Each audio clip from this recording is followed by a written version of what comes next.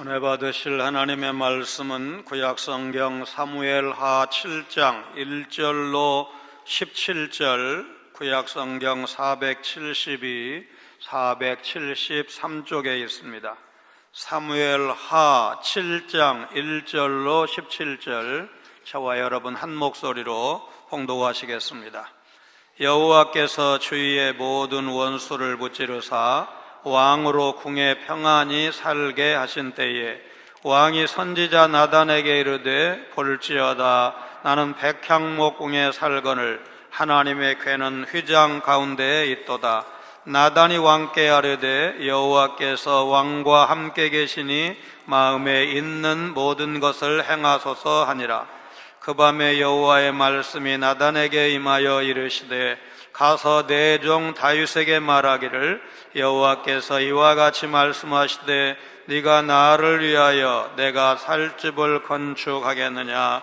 내가 이스라엘 자손을 애굽에서 인도하여 내던 날부터 오늘까지 집에 살지 아니하고 장막과 성막 안에서 다녔나니, 이스라엘 자손과 더불어 다니는 모든 곳에서 내가 내 백성 이스라엘을 먹이라고 명령한 이스라엘 어느 지파들 가운데 하나에게 내가 말하기를, 너희가 어찌하여 나를 위하여 백향목 집을 건축하지 아니하였느냐고 말하였느냐? 그러므로 이제 내 종 다윗에게 이와 같이 말하라. 만군의 여호와께서 이와 같이 말씀하시기를, 내가 너를 목장 곧 양을 따르는 데에서 데려다가 내 백성 이스라엘의 주권자로 삼고, 네가 가는 모든 곳에서 내가 너와 함께 있어 내 모든 원수를 내 앞에서 멸하였은즉, 땅에서 위대한 자들의 이름같이 내 이름을 위대하게 만들어 주리라. 내가 또 내 백성 이스라엘을 위하여 한 곳을 정하여 그를 심고 그를 거주하게 하고 다시 옮기지 못하게 하며 악한 종류로 전과 같이 그들을 해하지 못하게 하여, 전에 내가 사사에게 명령하여 내 백성 이스라엘을 다스리던 때와 같지 아니하게 하고 너를 모든 원수에게서 벗어나 편히 쉬게 하리라. 여호와가 또 내게 이르노니, 여호와가 너를 위하여 집을 짓고 내 수완이 차서 내 조상들과 함께 누울 때에 내가 내 몸에서 날 내 씨를 내 뒤에 세워 그의 나라를 견고하게 하리라. 그는 내 이름을 위하여 집을 건축할 것이요 나는 그의 나라 왕위를 영원히 견고하게 하리라. 나는 그에게 아버지가 되고 그는 내게 아들이 되리니, 그가 만일 죄를 범하면 내가 사람의 매와 인생의 채찍으로 징계하려니와, 내가 내 앞에서 물러나게 한 사울에게서 내 은총을 빼앗은 것처럼 그에게서 빼앗지는 아니하리라. 내 집과 내 나라가 내 앞에서 영원히 보존되고 내 왕위가 영원히 견고하리라 하셨다 하라. 나단이 이 모든 말씀들과 이 모든 계시대로 다윗에게 말하니라. 아멘. 다윗의 왕권이 점점 안정되어 갑니다. 난공불락의 요새로 여겨졌던 여부수를 점령해서 다윗성이라고 부릅니다. 오랜 세월 망명 또 광야에서 도피 생활을 하던 다윗이 백향목으로 지어진 왕궁에 거하게 됩니다. 백향목은 보통 힘, 호화로움, 영광을 상징하는 나무입니다. 예루살렘 성벽을 건축하고 한 번에 쓰라린 실패를 맛본 후에 드디어 꿈에도 그리던 하나님의 궤를 거국적으로 무사히 모셔오는 데 성공합니다. 그러고 나니 한 가지 마음에 걸리는 것이 있습니다. 자신은 백향목 궁에 거하는데 하나님의 집은 여전히 출애굽게 만들어진 자신의 궁궐과 비교해 보면 초라한 성막에 모셔 있는 것입니다.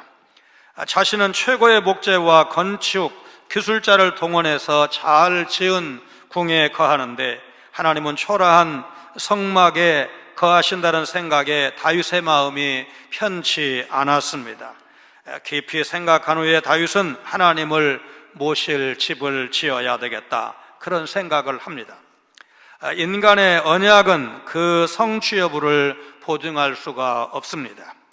여야 대표의 정치적인 약속, 또 국가 지도자 간의 합의, 연인 간의 변치 말자는 약속, 심지어 서로의 사업 영역을 존중하자면서 형제 간에 맺은 신사협정도 깨지기 일쑤입니다. 그러나 하나님의 언약은 반드시 성취됩니다. 오늘 본문을 통해서 하나님의 언약이 어떻게 성취되는지 볼 것입니다. 다윗은 진정으로 여호와 하나님을 위하는 마음으로 성막보다 나은 성전을 건축하기를 원했습니다. 그러나 오늘 본문은 이런 노력이 헛될 수 있다는 사실을 보여주고 있습니다. 1절로 3절 말씀을 보니까 다윗이 성전 건축 의지를 밝힙니다. 다윗은 법궤를 다윗성에 안치함으로써 예루살렘을 정치 중심지에 이어서 종교의 중심지로 만드는 데 성공합니다. 왕국 통치 기반을 구축하는 데 성공했다는 의미입니다. 1절의 시간적 배경은 다윗이 왕궁에서 지내던 때라고 했습니다. 이때는 여호와께서 주위에 있던 그의 모든 원수, 그러니까 다윗의 원수에게서 편안하게 하셨던 때입니다. 이 묘사는 다음 8장의 다윗의 전쟁 이야기, 그리고 열왕기상 5장 3절에서 다윗이 성전을 짓지 못한 것이 사방의 전쟁 때문이었다라는 말씀과 모순되어 보입니다. 여기에서는 미가를 끝으로 왕권을 위협하던 사울의 잔당 세력이 제압되었음을 뜻할 수 있습니다. 선물이라는 뜻의 선지자 나단이 처음으로 등장을 하는데, 그의 출신 또 다윗 왕 곁에서 왕실 선지자로 섬기게 된 계기 등 이런 정보가 일체 소개되지 않습니다.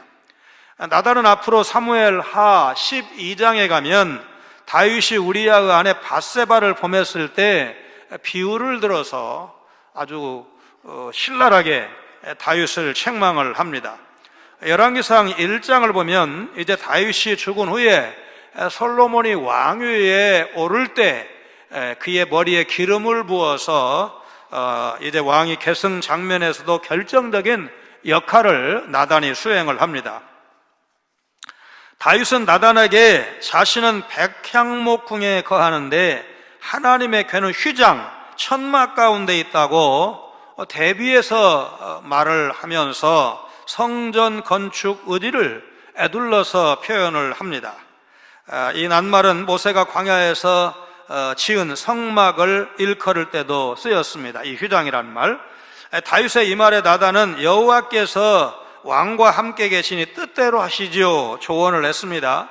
여호와께서 다윗과 함께 계신다는 말 틀린 건 아니지만 이어지는 5절로 7절 말씀을 근거해서 볼 때 다윗의 마음속에 있는 대로 하라는 나단 선지자의 조언은 결과적으로 잘못되었습니다. 다만 이 대답은 계시를 받고 한 말이 아니라 왕의 참모로서 인격적으로 인간적으로 권고했다, 이렇게 봐야 할 것입니다.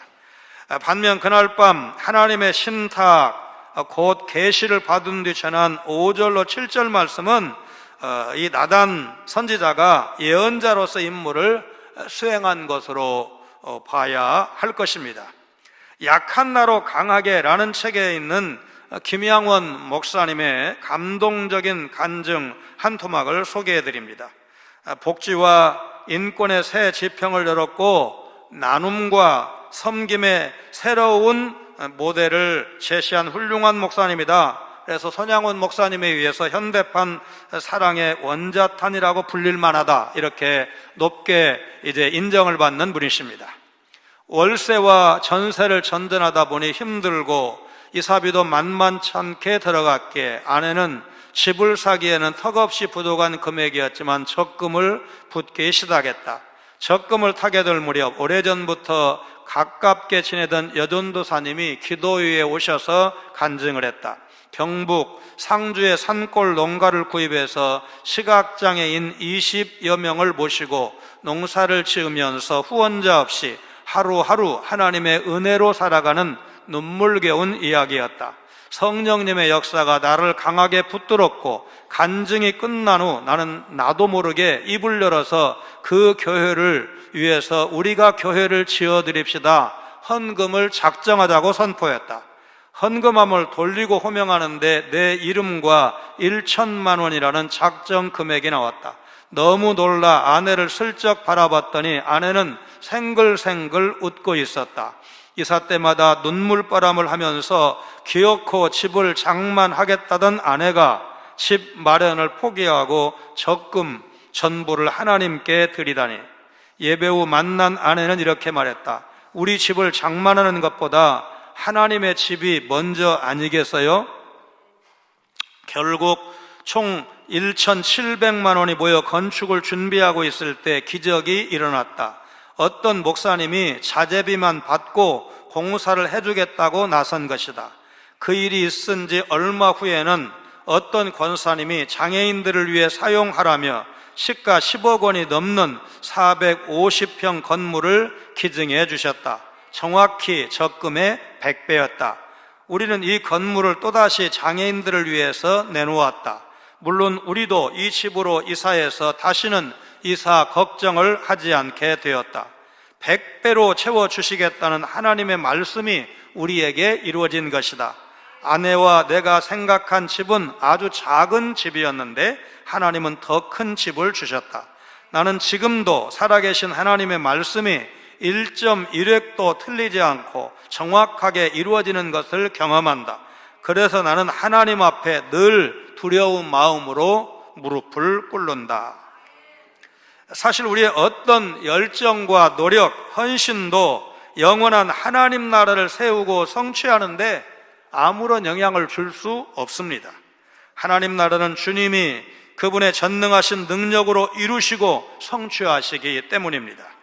그렇기에 주님은 성전을 지어 봉헌하고 싶다는 다윗의 진실한 마음까지도 거절하시면서 죄인인 인간의 무능력을 말씀을 하신 겁니다. 우리가 하나님 나라를 위해 할 수 있는 일은 바로 주님이 우리를 위해 이미 행하신 일을 믿고 그분이 앞으로 행하실 것을 소망하는 것뿐입니다. 하나님께서 우리에게 헌신의 기회를 주신다면 무익한 종에 불과한 우리는 그 영광에 참여하게 된 사실을 기억하면서 감사만 하면 되는 것입니다. 그렇다면 다윗 언약의 성취이신 주님이 우리를 위해 행하신 것은 무엇일까? 하나님은 다윗에게 그와 함께 하시고 그의 대적을 물리쳐 주시고 이스라엘의 주권자로 삼으시겠다고 말씀하십니다. 4절로 7절을 보니까 하나님께서 다윗이 소원하는 성전 건축을 허락하지 않으십니다. 나단이 다윗에게 참모로서 조언했던 그날 밤에 하나님의 메시지가 나단 선지자에게 임합니다. 본문 4절로 17절에 기록된 말씀을 통해서 낮에 다윗에게 했던 선지자의 대답이 잘못된 사실을 하나님께서 드러내십니다. 기름 부음을 받은 선지자도 하나님의 생각과 다른 걸 말할 수 있다는 사실을 보여주는 의미심장한 장면입니다. 예수님께서 빌립보 가이사랴 지방에서 마태복음 16장 18절입니다. 너는 베드로라, 내가 이 반석 위에 내 교회를 세우리니 음부의 권세가 이기지 못하리라. 교회 세울 것을 말씀하셨습니다. 그리고 예루살렘에 올라가 장로들과 대제사장들과 서기관들에게 많은 고난을 받고 죽임을 당하고 제3일에 살아나야 할 것을 말씀하셨을 때 그 깊으신 뜻을 깨닫지 못한 베드로는 주여 그리 마옵소서, 이 일이 결코 죽게 미치지 아니하리이다. 십자가 지시면 안 된다는 겁니다. 그 다음에 예수님께서 베드로에게 하신 말씀은 이전에 16장 17절에 시몬아 네가 복이 있도다, 조금 전에 말씀하신 것과는 아주 이제 다른 단호한 말씀을 예수님께서 선포하십니다. 마태복음 16장 23절 24절 같이 읽습니다. 사탄아 내 뒤로 물러가라, 너는 나를 넘어지게 하는 자로다. 네가 하나님의 일을 생각하지 아니하고 도리어 사람의 일을 생각하는도다 하시고, 이에 예수께서 제자들에게 이르시되 누구든지 나를 따라오려거든 자기를 부인하고 자기 십자가를 지고 나를 따를 것이니라. 선지자 나단도, 수제자 소리를 듣는 베드로도 하나님의 뜻을 바로 알지 못하면 사람의 생각으로 말할 수 있는 겁니다. 여호와께서는 먼저 나단에게 내 종 다윗에게 메시지를 전하라고 하시고 계시의 말씀, 메시지를 직접 화법으로 알리십니다. 하나님은 다윗을 계속해서 내 종 이렇게 부르시고 이스라엘 백성을 내 백성이라고 부르십니다. 메시지는 을에 쓰이는 사자 양식, 그러니까 여호와께서 이와 같이 말씀하시되 여호와께서 이와 같이 말씀하시니라는 스타일로 시작을 하십니다. 첫 문장은 네가 나를 위하여 내가 살 집을 건축하겠느냐, 부정적인 답변이 예상되는 소위 수사 의문문으로 시작을 하고 역설적으로 성전 건축 금지를 알리십니다. 6절에서는 여호와께서 이스라엘 자손을 이집트에서 인도에 내시던 날부터 이제까지 건축된 성전에 거하지 않으시고 장막과 성막 안에 거하셨음을 상기시키십니다. 그간 언급되던 실로의 성전 전통이 언급되지 않는 것이 흥미롭습니다. 그래서 일부 학자들은 실로의 성전은 아비나답이나 오벳에돔의 집처럼 언약궤가 임시로 머물렀던 곳일 뿐 정식 성전이 아니었다, 그렇게 해석하기도 합니다. 7절에서는 지난날 이스라엘의 어느 지파를 향해서도 여호와께서 성전을 건축하라는 명령을 하지 않으신 사실을 강조하고 있습니다. 역대상 28장 3절에 너는 전쟁을 많이 한 사람이라 피를 많이 흘렸으니 내 이름을 위하여 전을 건축하지 못하리라.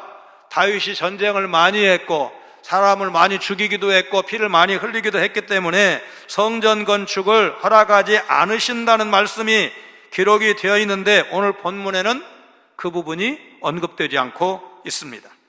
성전에 대한 뜻을 밝히신 하나님께서 이제 다윗과 이스라엘을 향한 약속을 주십니다.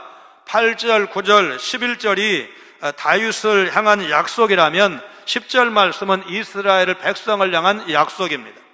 이 약속도 5절과 마찬가지로 만군의 여호와께서 이와 같이 말씀하시기를 그런 방식으로 전달이 됩니다.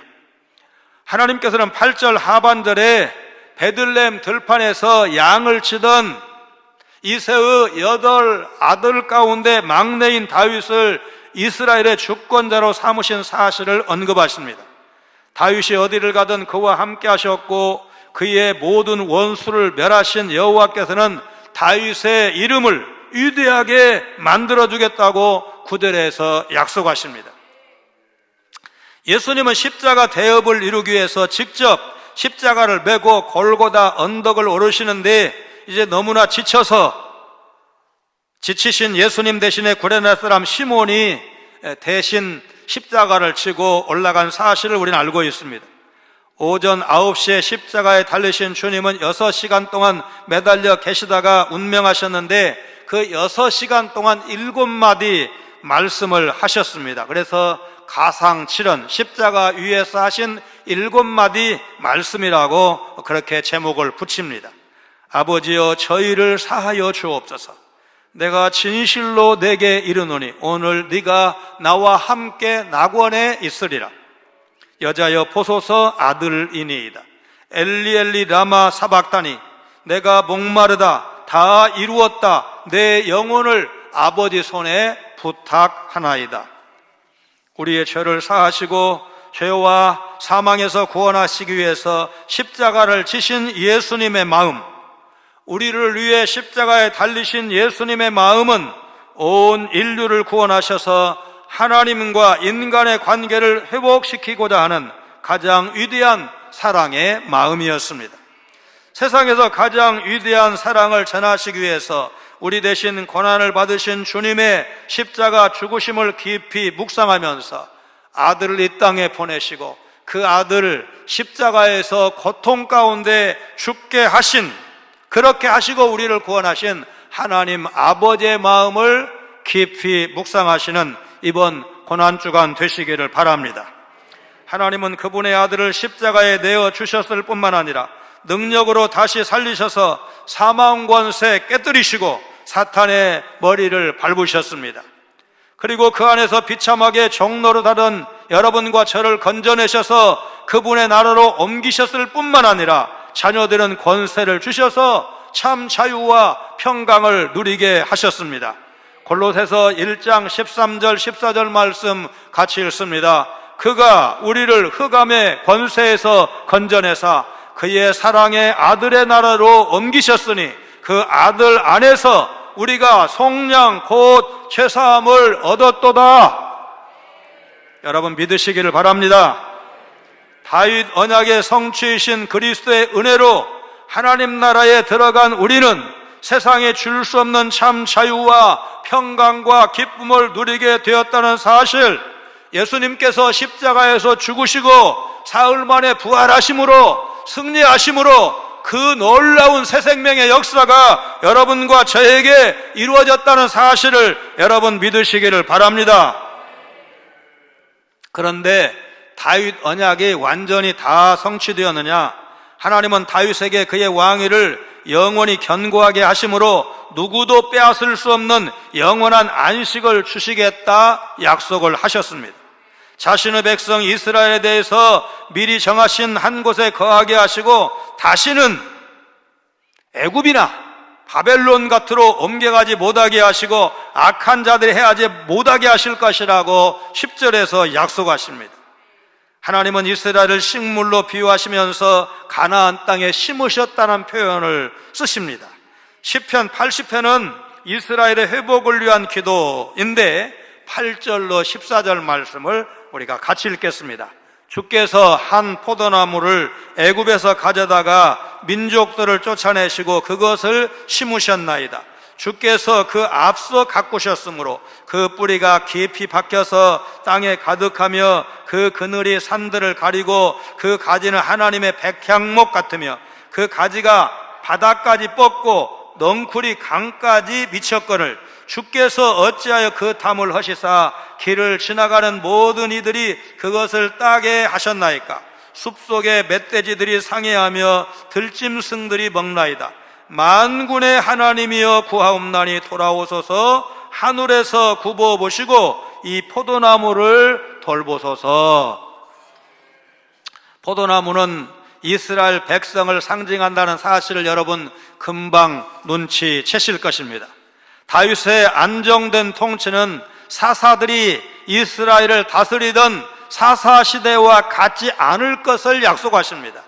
1절에서 언급한 평안을 다시금 11절에서도 약속하시는데 여호와께서 그를 모든 원수에게서 벗어나 편히 쉬게 하시겠다는 것입니다. 또 안정된 집을 주시겠다는 것입니다. 집이라는 단어가 사무엘 하 7장에서 15번이나 나옵니다. 1절에서는 해설자가 이 집이라는 말을 쓰고 6번은 하나님이 쓰시고 그리고 29절에 2번을 비롯해서 무려 8번을 다윗이 이 집이라는 용어를 씁니다. 그래서 이 쓰임을 종합을 해봤더니 대략 4가지로 이 집이라는 말이 쓰였습니다. 1절, 2절에서는 집이라고 표현되었지만 왕궁을 의미합니다. 5절, 6절, 7절, 13절에서는 집이 성전을 의미합니다. 11절, 16절, 19절, 26절, 27절, 29절에서는 왕조를 의미합니다. 그리고 18절에서는 집이라고 표현을 되었지만 실제로는 가족을 의미합니다. 하나님께서 이제 다윗이 하나님을 위해 집을 지어드리겠습니다. 집을 짓고 싶습니다. 그렇게 이제 소원을 아뢰었을 때 하나님은 오히려 다윗을 위해서 집을 지어주시겠다고 약속하십니다. 광야의 성막은 하나님이 그분을 위해 만들라고 명하신 거룩한 임재 공간이었습니다. 성막이라고 표현이 되는데 우리가 전에 보던 개역 한글 성경에는 성막 대신 장막이라고 되어 있었습니다. 장막에 해당하는 히브리어 오헬은 단순히 이동할 수 있는 임시 거주지 곧 천막을 의미합니다. 반면 회막에 해당하는 히브리어 뮤시카는 하나님의 법궤를 모셔놓은 장막을 의미합니다. 미국은 학교, 병원, 교회 부속 예배당을 채플, 대예배당을 태버네클 이렇게 부르고, 영국에서는 성공회가 이제 국교니까 그 국교회 예배당을 제외한 다른 교파의 예배당을 채플로 부르는 것이 미국과 다릅니다. 그런데 다윗은 자신은 좋은 집에 거하면서 하나님을 텐트에 모시고 있는 것이 송구스러워서 죄책감이 생겼습니다. 그래서 성전을 지어드리고 싶었습니다. 이처럼 이후에 이스라엘 역사에서 하나님 경배의 중심이 된 예루살렘 성전은 하나님의 명령으로 시작된 것이 아니라 다윗이 하나님을 사모하는 마음에서 시작이 되었고, 물론 우리가 알고 있어요. 그 아들 솔로몬이 짓지만 그 출발은 다윗으로부터, 다윗이 하나님께 그 소원을 아뢰었고, 또 건축원금을 열심히 준비해서 그 아들대에 이 성전이 완공된 것을 알고 있습니다. 그 마음의 갸륵함에 감동하신 하나님은 오히려 다윗에게 집을 지어 주시겠다고 약속하십니다. 너희는 먼저 그의 나라와 그의 의를 구하라. 그리하면 이 모든 것을 너희에게 더하시리라 하신 주님의 마음이 이 다윗의 오늘 본문 장면에서 보여지고 있습니다. 12절로 15절은 다윗의 아들을 향한 하나님의 약속입니다. 하나님께서는 다윗이 수완이 차서 그 조상과 함께 놀 때 그의 몸에서 날 씨, 1차적으로 솔로몬을 의미하겠죠. 솔로몬을 다윗의 후계자로 세워 그의 나라를 견고하게 하실 것을 12절에서 약속하십니다. 그 아들 솔로몬이 하나님의 이름을 위해 성전을 건축할 것이고 여호와께서 그의 왕위를 영원히 견고하게 하실 것이라고 13절에서 선포하십니다. 여호와께서 솔로몬의 아버지가 되시고 솔로몬은 여호와 하나님의 아들이 될 것이라고 말씀하십니다. 우리가 솔로몬의 일생을 알고 있는데, 여러분, 다윗도 실수, 허물이 많은 사람이지만 솔로몬이 정말로 도덕적인 사람이고 깨끗한 사람이고 모범적인 사람입니까? 그렇지 않다는 사실을 알고 있습니다. 솔로몬이 범죄하면 여호와께서 사람의 매와 인생의 채찍으로 징계를 하시지만 사울에게서 은총을 빼앗은 것처럼 뺏지는 않을 것이라고 14절 15절에서 말씀하십니다. 여기서 중요한 표현이 영원입니다. 영원히.